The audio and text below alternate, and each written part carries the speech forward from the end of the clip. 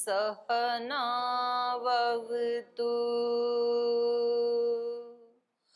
सहनौ भुनक्तु सह वीर्यं करवावहै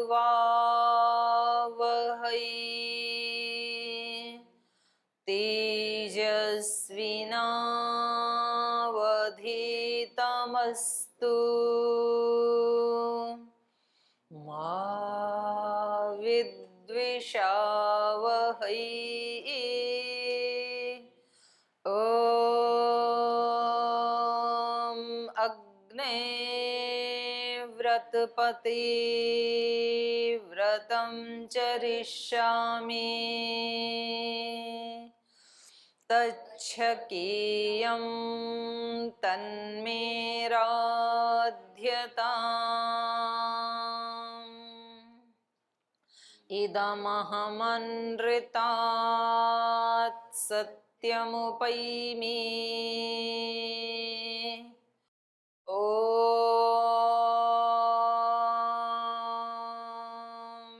शान्ति शान्ति शान्तिः।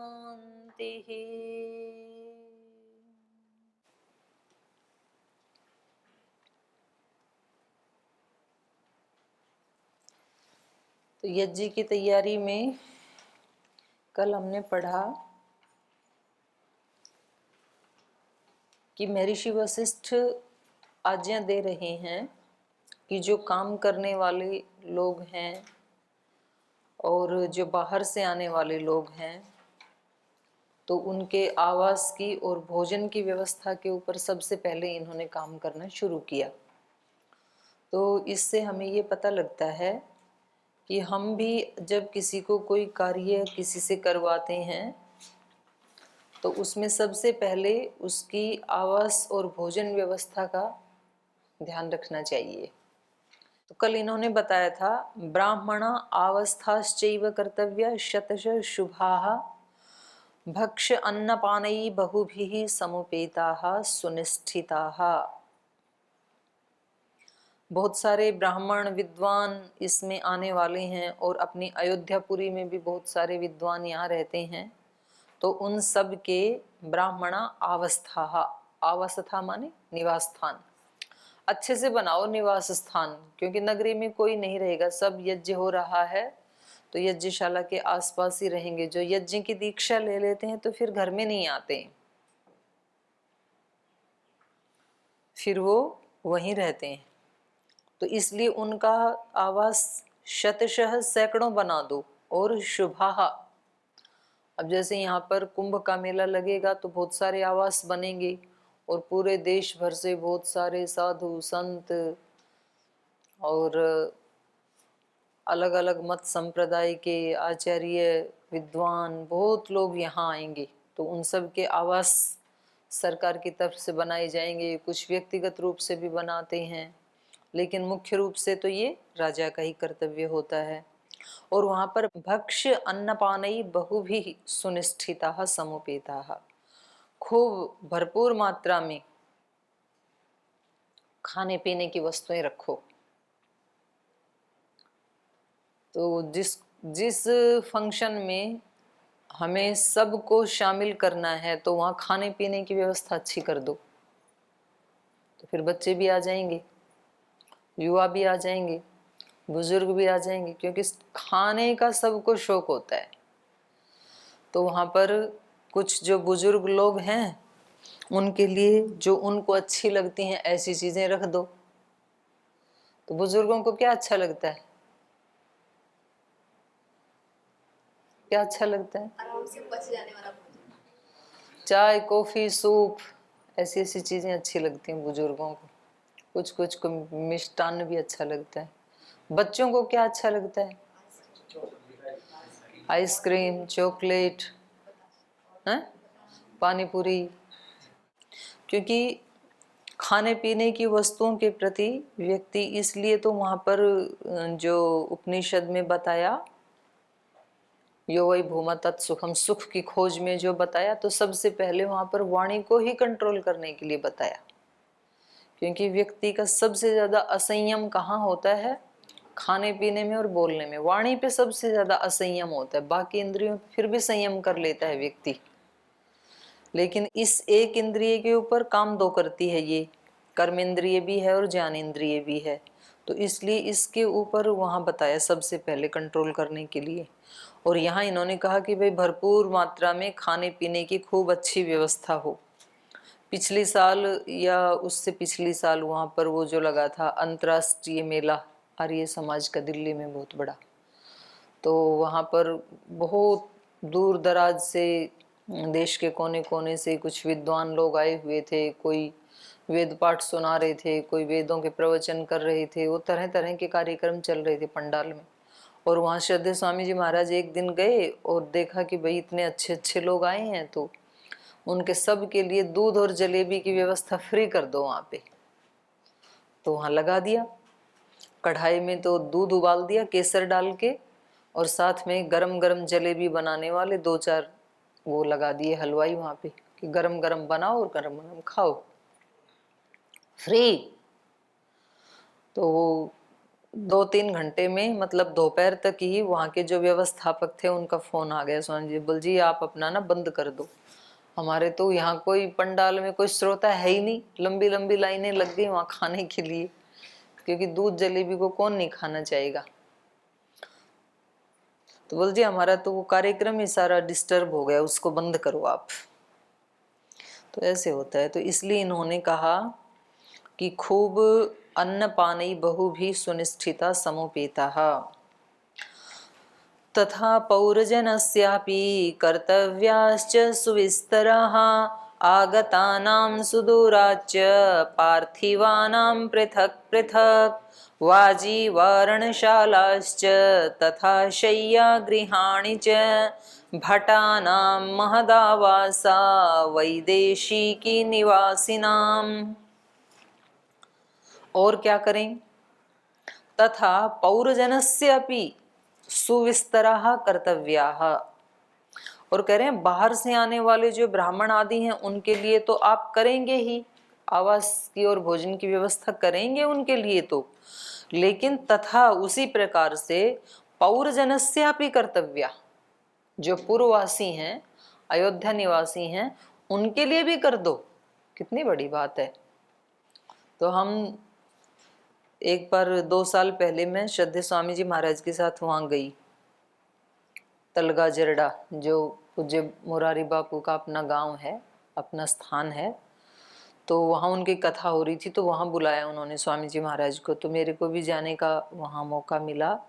तो उन्होंने पूरे गांव का 3 टाइम भोजन फ्री, पूरे गांव का तो बाहर से आने वालों का तो था ही, तो 10 दिन की कथा थी, सब आओ आराम से खाओ और वहीं कथा सुनो, और झूले लगवा दिए बच्चों के लिए, बच्चे झूला भी झूलो।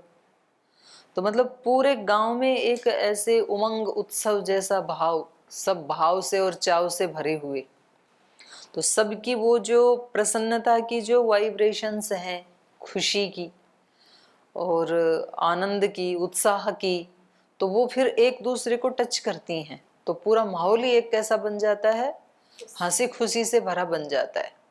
तो ऐसा नहीं है कि मतलब बाहर से आने वालों को तो खूब अच्छी सी वीवीआईपी व्यवस्था कर दी, और जो वहाँ के गांव वाले हैं उनके लिए सेवकों को खड़ा कर दिया कि भाई बाहर से आने वालों को वेज लगा दो, पहचान कर दो, अगर उस पहचान से अतिरिक्त कोई मिले उसको डंडे बरसाओ। तो फिर वो माहौल कैसा हो जाएगा, तनाव वाला हो जाएगा, संघर्ष वाला हो जाएगा, क्योंकि कुछ ना कुछ तो आएंगे जरूर, ऐसे जो भुक्खड़ होते हैं ना, तो वो छिप करके घुसने की कोशिश करेंगे, फिर उनको निकाला जाएगा। फिर कुछ ऐसे हैं जो स्वाभिमानी है, घर से तो नहीं आएंगे, पर मन मन में उनको ये लगेगा कि हमारे यहाँ इतने लोगों को लाके यहाँ सब कूड़ा करकट बिखेर दिया, हमें क्या इससे, वो वैसे नेगेटिव भावनाएं भेजेंगे। तो इसलिए क्या करो, उसमें थोड़ा बहुत खर्चा आएगा, जो भी आएगा तो किसी से दान ले लेंगे, लेकिन सबके लिए भंडार खोल दो, तो फिर कोई भी किसी के प्रति बुरा भाव नहीं रखेगा। तो ऐसे ही राजा दशरथ कह रहे हैं, तथा पौरजनस्यापि, पुरुजनों के लिए भी सुविस्तराः कर्तव्याः, बड़े बड़े मकान बना दो, विस्तृत माने पर्याप्त संख्या में। ऐसा ना हो कि भाई जो पहले गया उसको तो मिल गया, बाद में आया उसको नहीं मिलेगा, खूब बनाओ। तो इससे ये भी पता लग रहा है कि इतना उदार व्यक्ति तभी हो पाएगा जब उसके पास पर्याप्त मात्रा में साधन हो। अब है ही नहीं तो बेचारा कहाँ से बनवा देगा। तो इससे ये भी पता लग रहा है कि आर्थिक दृष्टि से भी राजा दशरथ का जो साम्राज्य था वो बहुत समृद्ध था, खूब था उनके पास। तो पहले तो व्यक्ति के पास खूब होना चाहिए, और फिर खूब होने के बाद उसका उतना ही उदार दिल भी होना चाहिए। तो कभी कभी ऐसे होता है कि व्यक्ति का दिल तो उदार है लेकिन उसके पास देने के लिए नहीं है। कभी कभी ऐसे होता है कि देने के लिए खूब है, दिल छोटा है, संकुचित है। तो यहाँ दोनों ही गुण हैं इनके पास। तथा पौरजनस्यापि कर्तव्याश्च सुविस्तराः आगतानां सुदूराच्च पार्थिवानां पृथक पृथक। और कह रहे हैं वैसे ही सुदूरात आगतानाम, जो दूर दूर से जो आ रहे हैं, पार्थिवानाम, पार्थिव मतलब राजा पृथ्वीपति, दूर दूर से जो राजा महाराजा आ रहे हैं उनके लिए पृथक पृथक पृथक सुविस्तरा कर्तव्य, उनके लिए अलग अलग मकान बनाओ, आवास व्यवस्थाएं अलग, उनके भोजन की व्यवस्थाएं अलग। जैसे दिल्ली में बने हुए हैं ना आजकल वो गेस्ट हाउस बने हुए हैं ना, ये कर्नाटक का है, ये कर्नाटक का वो आवास, ये तमिलनाडु वालों का, ये महाराष्ट्र वालों का, मध्य प्रदेश वालों का, ऐसे अलग अलग। तो ऐसे ही इन्होंने भी कहा कि जो जो दूर से, दूर दराज से जो राजे महाराजे आएंगे उनके लिए पृथक पृथक अलग अलग बनाओ। ऐसे नहीं कि एक एक मकान में दो दो को रख दो, अलग राजा के लिए अलग मकान बनाओ, और सुविस्तराः, विस्तृत बनाओ, और खूब खाने पीने की व्यवस्था भी अच्छे से कर दो। वाजी वारणशालाश्च तथा शय्या गृहाणि च, वाजी मतलब घोड़ा और वारण मतलब हाथी।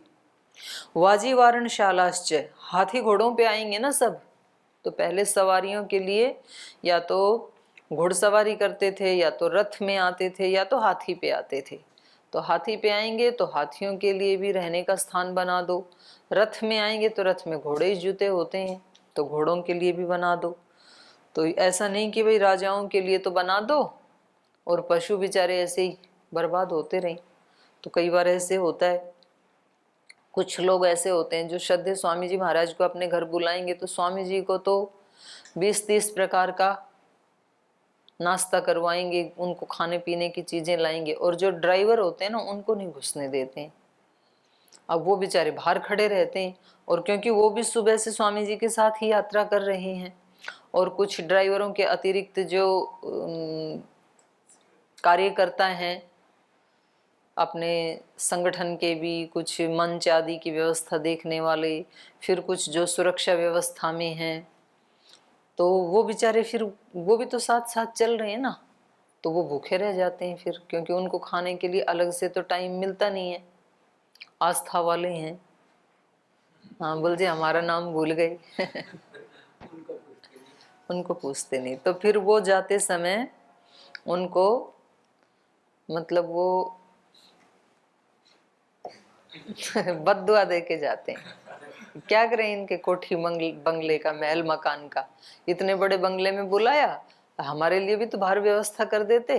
कुछ ऐसे होते हैं कि खूब अच्छी व्यवस्था करते हैं, तो वो जाते समय फिर पूरे आशीष दे के जाते हैं, वे बड़ी अच्छी व्यवस्था थी। तो ऐसे ये कह रहे हैं कि वाजी वारणशालाश्च, हाथी घोड़े जहाँ रहेंगे उनके लिए भी अच्छी रहने के स्थान बनाओ, घुड़शाला आदि भी, अश्वशाला आदि भी अच्छे से बनाओ, और शय्या गृहाणी च, जो रथ आदि चला रहे हैं, ये तो हाथी घोड़े पशुओं के लिए तो बना दिया आपने, और फिर उनको चलाने वाले हैं वो कहाँ सोएंगे, तो उनके लिए क्या बनाओ, शय्या गृहाणी च, जिस दिल्ली में बने ना रैन बसेरा सोने के लिए, तो उनके लिए भी सोने के लिए, रहने के लिए व्यवस्था करो। तो मतलब यहाँ ये है बात कि छोटी से छोटी व्यवस्था की भी बारीकी से देखो पहले योजना बनाई जा रही है। तो ऐसा नहीं है कि ये केवल रामायण हमें बस कुछ स्पिरिचुअल चीजें सिखाती है। कुछ लोग बोल जी ये छोटी मोटी चीजों को हम देखने वाले नहीं हैं, हम तो केवल ब्रह्म की बात करते हैं, केवल मोक्ष की बात करते हैं, हम तो उच्च कोटि के विद्वान हैं। ए भाई छोटी व्यवस्थाओं को भी तो देख लो। छोटी छोटी व्यवस्थाओं से बड़े बड़े काम होते हैं। छोटी छोटी चीजों को सुधारने से बड़ी बड़ी उपलब्धियां होती हैं। आज भी बोला स्वामी जी ने, ये सूत्र है जीवन का। आप कोई भी काम कर रहे हैं तो ऐसा नहीं कि मंत्र तो आपने खूब सारे याद कर लिए, दर्शन तो पांचों याद कर लिए, अष्टाध्यायी धातु पाठ, लिंगानुशासन, पंचोपदेश पूरा याद कर लिया, महाभाष्य भी पढ़ लिया, पढ़ा दिया। छोटी व्यवस्थाओं को कौन देखेगा? छोटी छोटी अव्यवस्थाओं के होने से बड़ी बड़ी उपलब्धियां सब बेकार।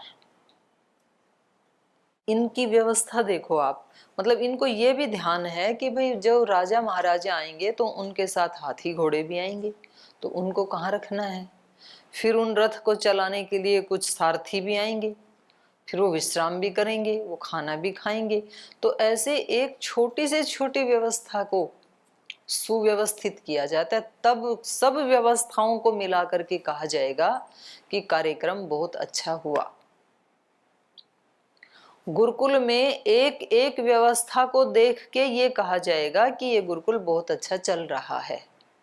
गुरुकुल में पढ़ाई तो बहुत अच्छी है, रहने की व्यवस्था लचर पड़ी है। रहने की व्यवस्था तो बहुत अच्छी है, पढ़ाई की कोई व्यवस्था नहीं है। पढ़ाई की तो बहुत अच्छी है, रहने की भी बहुत अच्छी, सफाई की कोई व्यवस्था नहीं, सड़ रहा है।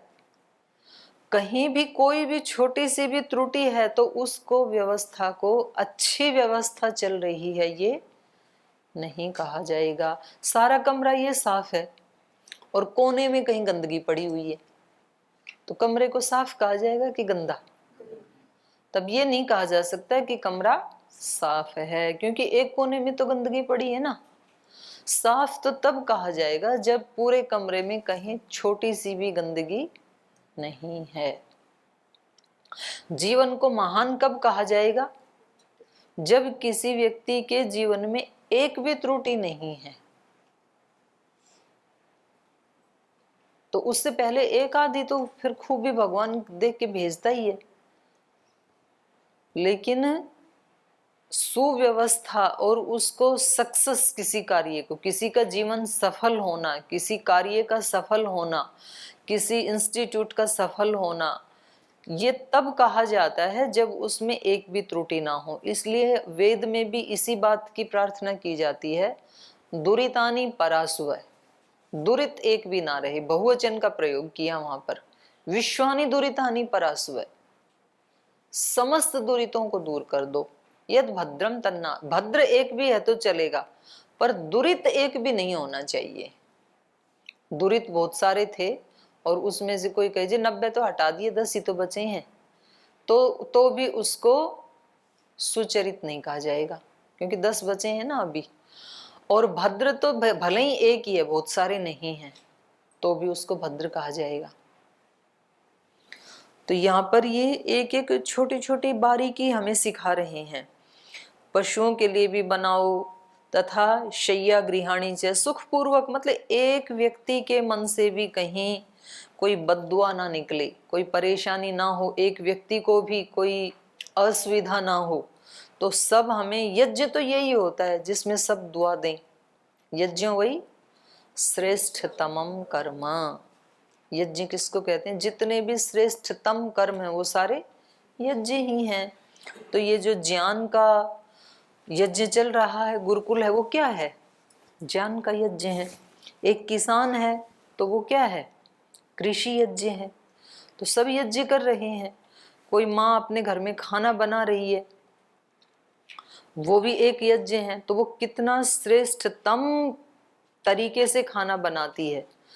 रसोई घर भी पूरा साफ है, उसके बर्तन भी बिल्कुल साफ सुथरे हैं, पकाई जाने वाला जो रॉ मटेरियल सामग्री है वो भी बिल्कुल साफ सुथरा है। दाल में कोई चींटे कंकर नहीं है, कुछ गला सड़ा नहीं है, वहाँ पे घुण खाया हुआ नहीं है, सामग्री भी बिल्कुल साफ है, स्थान भी साफ सुथरा है, पात्र भी बिल्कुल साफ सुथरे हैं। फिर बनाने वाला बना भी उसको बहुत पवित्र भावना से रहा है। तो इन सारी चीज़ों को मिला करके फिर कहा जाएगा कि ये एक यज्ञ हो रहा है।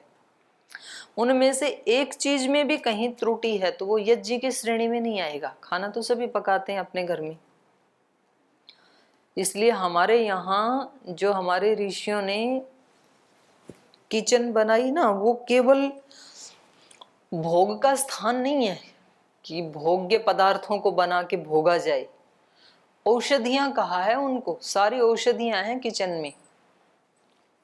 दाल से लेके चावल से, गेहूं से, ज्वार, मेथी, अजवाइन, जो मसाले जितने भी हैं, हल्दी, जीरा, अजवाइन, हींग, ये सब क्या हैं?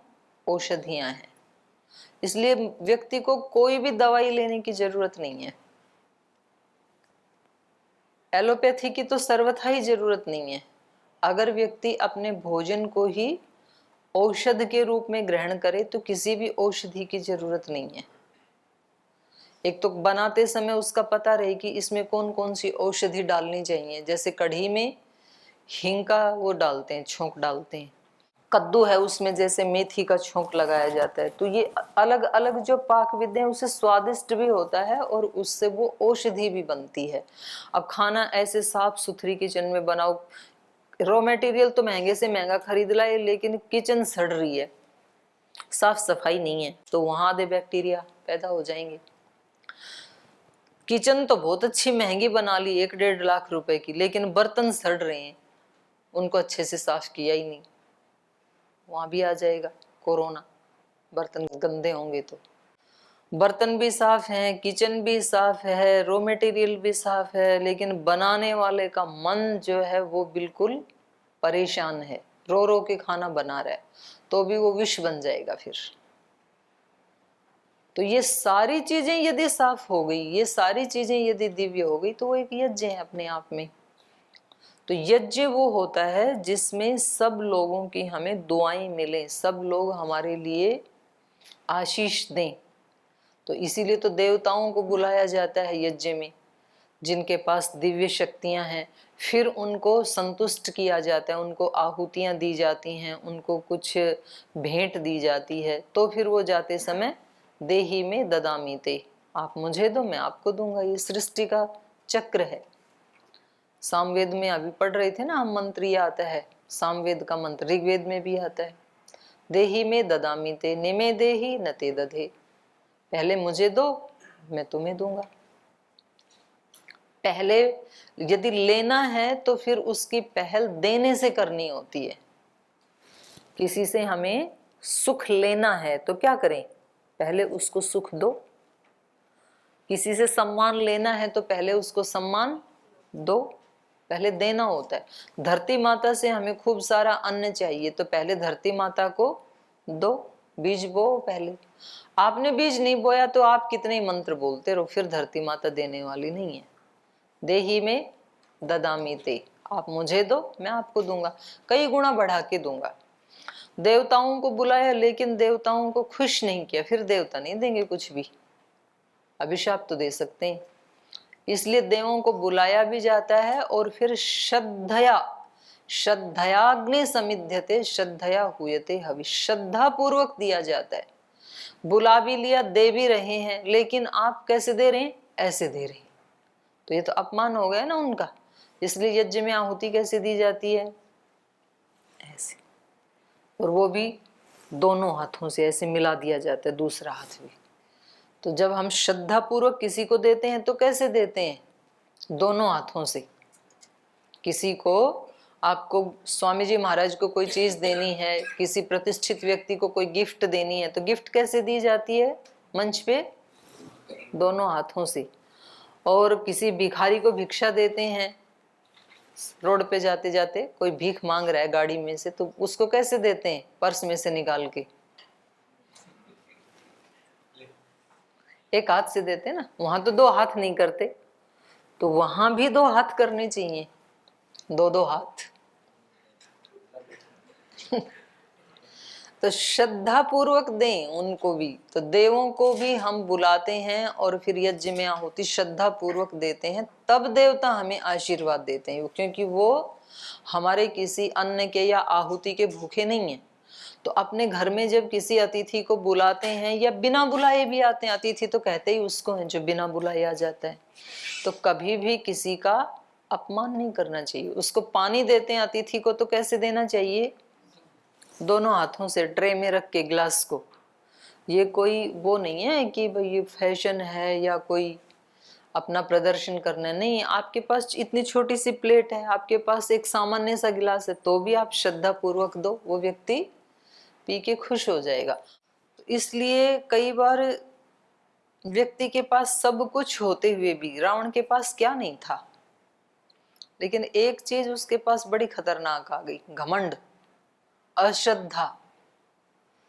दिव्यता के प्रति जहां कहीं कुछ अच्छा है उसके प्रति उसके मन में श्रद्धा नहीं है, फिर सारा हुआ हुआया बेकार हो गया। और जिनके पास कुछ नहीं, थोड़ी सी चीजें हैं, अब विदुर के पास क्या है? कुछ नहीं है, लेकिन उसके पास श्रद्धा इतनी उच्च कोटि की है, तो भगवान उनके वश में हो गए। फिर दुर्योधन के इतने बढ़िया मेवे पकवान, अच्छे अच्छे भोजन छोड़ के उसके घर में जाके सब्जी रोटी साग खा रहे हैं, पत्ते की सब्जी खा रहे हैं सामान्य सी, क्योंकि श्रद्धा है वहां पे। तो ऐसे ही यहाँ पर ये जो सारथी आदि आ रहे हैं, उनके भी सुख की यहाँ पर योजना बनाई जा रही, उसका भी ख्याल रखा जा रहा है कि उनको भी असुविधा ना हो।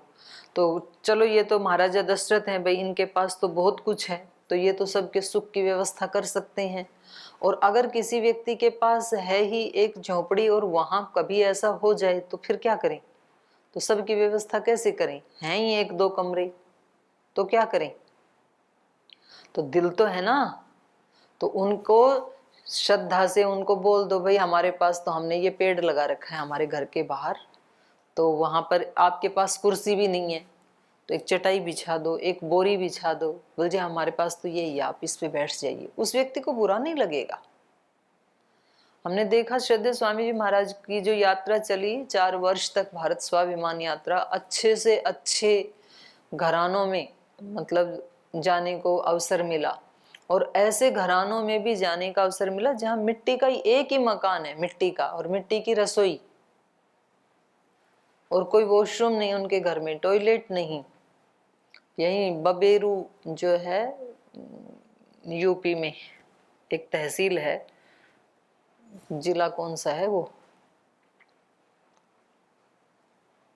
जिला मेरे को ध्यान नहीं आ रहा अभी, तहसील का नाम है बबेरू। तो उनकी रसोई बिल्कुल मतलब कच्ची रसोई, वो भी छोटी सी, और उसके ऊपर फूस डाल रखा, और वो माता जी उसने खाना बनाया, स्वामी जी वहीं बोरी पे बैठ के खाना खा रहे। वो चूल्हे में से गरम गरम रोटी निकालती, थाली में रखती, घी डालती, वो माता जी, महाराज जी ने खाया वहां पे खाना, और इतने खुश हुए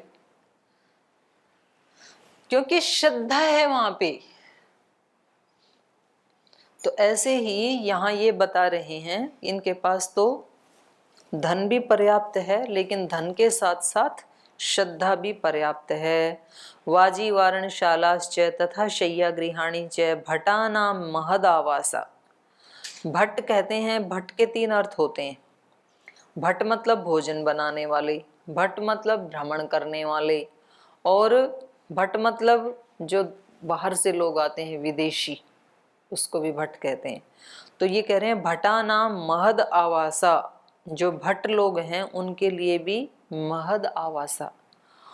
वैदेशिक निवासी नाम, विदेश में निवास करने वाले जो भट्ट हैं, अर्थात जो दूसरे राज्यों से, दूसरे देश से आने वाले हैं इस यज्ञ में, उनके आवास कैसे होने चाहिए? महद आवासा। क्योंकि हमारी संस्कृति कहती है अतिथि देवो भव, अपने पास जितना है ना उससे थोड़ा सा श्रेष्ठ अतिथि को देना है, अपने पास जो भी है। मान लो हमारे घर में बहुत ज़्यादा धन नहीं है, हमारे पास 2 बेडशीट हैं, एक हमने नई रखी है, एक हम रोज़ यूज करते हैं, बिछाते हैं। फिर कोई अतिथि आ गया तो अतिथि को नई वाली देनी है कि हम रोजाना बिछाते हैं वो वाली देनी है? नई वाली देनी है, क्योंकि वो थोड़ी श्रेष्ठ है ना हमारे पास। तो अतिथि को हमेशा श्रेष्ठ दिया जाता है। तो इसलिए यहाँ पर राजा क्या कह रहे हैं, वैदेशिक निवासी नाम भटा नाम, विदेश में निवास करने वाले जो भट्ट हैं, जो अतिथि हैं, उनके लिए महद आवासा, उनके आवास थोड़े से बड़े बना देना। ऊपर वाले भी कोई छोटे नहीं है, उसके लिए भी कहा था सुविस्तरा, शुभा, सुनिष्ठिता, वो भी अच्छे ही बनाए गए हैं। लेकिन इनकी अपेक्षा जो विदेशी अतिथि आ रहे हैं उनके थोड़े से और भी ज्यादा। और यही कारण है कि आज भी मतलब जो विदेश से आने वालों के लिए जो ये बना के रखते हैं ना गेस्ट हाउस में सूट, तो वो थोड़े से उनमें सुविधाएं एक्स्ट्रा होती हैं।